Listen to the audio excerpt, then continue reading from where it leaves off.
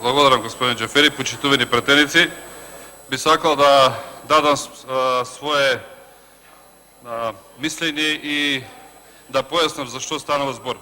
Впрочем, се ратификува спогодба меѓу Република Грција и Република Македонија и би сакал тука да спомнам, има такви две ратификации. Едната се работи за граничен премин, спогодба за граничниот премин Мајден и Промахи или по македонски Баово и Маркова Нога и се извинувам, Лемос. Зашто станува збор? 2006 година тогашната влада на ВМРО ДПМН направи една иницијатива за да се направи граничен премин помеѓу Маркова Нога и Лемос. До ден денес еве сега се даде можност тоа да се реализира. Во меѓувреме, како иницијатива на пратениците, на сите пратеници, сакам да напоменам, заеднички од овој состав, имаше предлог и иницијатива до владата на Република Македонија со можност да се отвори уште еден премин. Тоа е преминот Мајден Промахи Баово, односно близината на Кавадарци. Зашто станува збор? Тоа е премин кој на некој начин ќе ги поврзе двете држави една кон друга и мислам дека е од многу важна економска, пред се и трговска и било каква културна соработка и така натаму. Иницијативата, јас би сакал да го пофалам тој дел, бидејќи реков уште еднаш се потпиша повеќе пратеници и што станува збор. Секој од страните на сопствената територија се обврзува дека ќе изгради, реконструира и надгради соодветната патна мрежа, како и сета останата инфраструктура потребна за функционирањето на граничниот премин. Големината на објектите и стандардите што се однесуваат на патните врски кои водат кон граничниот премин се усогласуваат на седницата на заедничката експертска комисија, составена од еднаков број на представници од двете страни, а чии број не може да надмине 9 лица од секоја страна. По потреба можат да се ангажират и други експерти во работата на оваа комисија.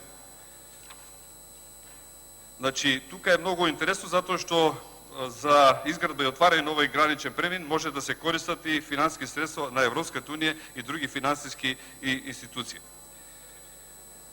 Како што кажав, би сакал да напоменам за важноста на овој граничен премин, бидејќи овој дел, често пати говорев тука во однос на делот на македонците од Егејска Македонија, моите токму потекнуваат од другата страна на границата, во близината на селото Пожарско или Лутраки, кај што се познати тие пожарски бањи, и тоа е десетина километри во близина. И тоа што значи за македонското односно од другата страна? Тоа е еден исти народ кој живее тука, поделен со вештачка граница и сега со ова им се овозможува на граѓаните од Македонија. Впрочем, ако требаше јас од Штип или моите родители да поминат од прилика некаде 300 километри преко Гевгелија, да го поминат цело тој граничен дел, сега директно ќе влезат во средината на Мегленијата, односно во близината на општина, не во близината, туку во општината Сбцко или Аридеја.